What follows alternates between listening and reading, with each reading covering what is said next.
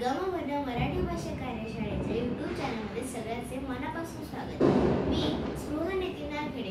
मी Mumbai Harvard स्कूलमध्ये इयत्ता 5वी कक्षेमध्ये शिकते। मित्रांनो, दिवाळी म्हणजे फराळाची रेलचेल, फटाक्यांची आतषबाजी आणि मौज मजा ही दिवाळी अंक असतात। तसाच काहीसा प्रयत्न आम्ही गमभनकडून करीत आहोत। आमच्या छोट्या दोस्तांसाठी आम्ही दिवाळी विशेष मालिका घेऊन आलो आहोत।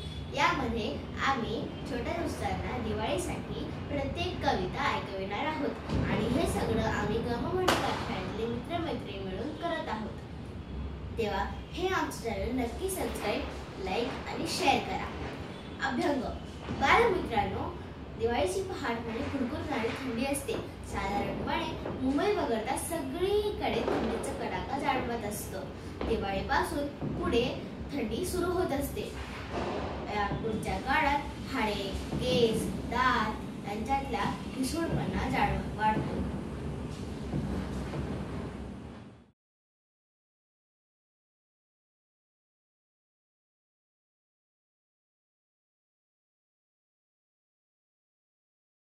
बलिप्रतिपदा। बालमित्रांनो, आज आपण दिवाळीतील बलिप्रतिपदा या दिवसाचे महत्त्व जाणून घेणार आहोत। मित्रांनो, आपल्या मराठी महिन्यातली प्रत्येक महिन्यातली पहिली तिथी म्हणजे प्रतिपदा। कार्तिक महिन्यातील पहिला दिवस हा दिवाळीचा पाडवा म्हणून ओळखला जातो। बली नावाचा एक राजा होता। बलवान असल्यामुळे त्याला हे नाव प्राप्त झालं। पुराणांमध्ये बली असे नाव आहे। कालांतराने त्याचा अपभ्रंश होऊन बळी असे नाव घेतले जाऊ लागले। बळीराजाने शेतीचे महत्त्व ओळखले होते आणि सुबत्ता येण्यासाठी, दर मिळण्यासाठी धान्य किती महत्त्वाचे होते हे त्याला माहिती होतं। बळीराजा असे कृषी विषयक उपक्रमांसाठी प्रोत्साहन देत असे। त्यामुळे धनधान्य विपुल प्रमाणात आले होते। त्यामुळे त्याची प्रजा त्याच्यावर खुश होती। बळीराजाचे शेती विषयक प्रेम, जाण आणि शेतीसाठी काही करण्यासाठी सततची इच्छा, यामुळे आताच्या युगात आपण शेतकऱ्याला बळीराजा म्हणतो। हा संदर्भ अशा प्रकारे पुराणांमधूनच आला आहे। बळीराजाकडे कोणीही काही मागायला आला तर राजा त्याला सहज मागेल ते देऊन टाकत असे। त्याची ख्याती होती। समोर आलेल्या व्यक्तीच्या हेतू जाणून न घेता बळीराजा त्या व्यक्तीची इच्छा पूर्ण करत असे। त्यामुळे अनेकदा राक्षस सुद्धा मानवी रूप घेऊन बळीराजाकडे येत असत आणि हवी ती इच्छा पूर्ण करून घेत असत। यामुळे पृथ्वीवर राक्षस प्रजेला त्रास देत असे। ही प्रजा विष्णूच्या धावा करीत असत। असं वारंवार होऊ लागलं। त्यामुळे विष्णूची बळीराजाला दृष्टांत देत त्यांच्या दानशूरपणामुळे प्रजेलाच भोगावं लागणाऱ्या परिणामाबद्दल सांगितलं। परंतु सात्विक व्यक्तीमुळे बळीराजाच्या हातून बदल घडले नाही।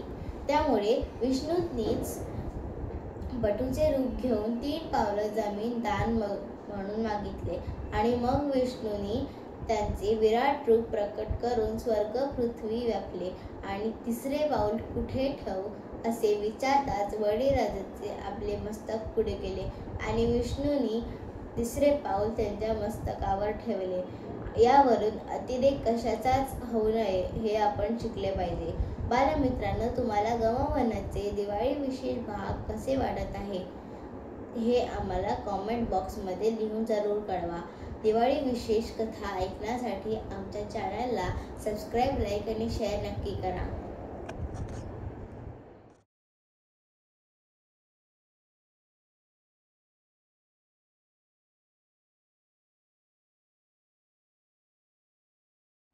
अभ्यंग। बालमित्रांनो, दिवाळीची पहाट म्हणजे कुडकुडणारी थंडी असते। साधारणपणे मुंबई वगळता सगळीकडे थंडीचा कडाका जाणवत असतो। दिवाळीपासून पुढे थंडी सुरू होत असते। या पुढच्या काळात हाडे, केस, दात यांच्यातली स्निग्धता कमी होऊ लागते। त्वचा कोरडी पडते, सांधे दुखतात, हाडांचा ठिसूळपणा वाढतो. हे टाळण्यासाठी आणि आपले शरीर सक्षम आणि मजबूत व्हावे यासाठी अभ्यंग करावे असे म्हटले आहे. तेलाने मसाज करून नंतर कोमट पाण्याने आंघोळ करणे म्हणजेच अभ्यंग. त्यामुळे खरेतर अभ्यंग या शब्दापुढे स्नान हा शब्द लावण्याची गरज नाही. आपल्या आयुर्वेदात अभ्यंगाचे खूप महत्त्व आहे. आपण वर्षभर सुद्धा अभ्यंग करू शकतो. लहान बाळांपासून ते म्हाताऱ्या माणसांना सुद्धा अभ्यंगाची गरज असते. बालमित्रांनो, अभ्यंग रोज केले तर ते खूप चांगले असते. पण आपल्यापैकी खूप मित्रांची शाळा सकाळी असते. आपण किमान सुट्टीच्या दिवशी अभ्यंग करायला काय हरकत आहे? ही माहिती तुम्हाला कशी वाटली हे आम्हाला नक्की कळवा. आमच्या दिवाळी विशेष मालिका गमभनच्या YouTube चॅनलवर नक्की ऐकत राहा आणि तुमच्या इतर मित्रांना सुद्धा सबस्क्राईब करायला सांगा.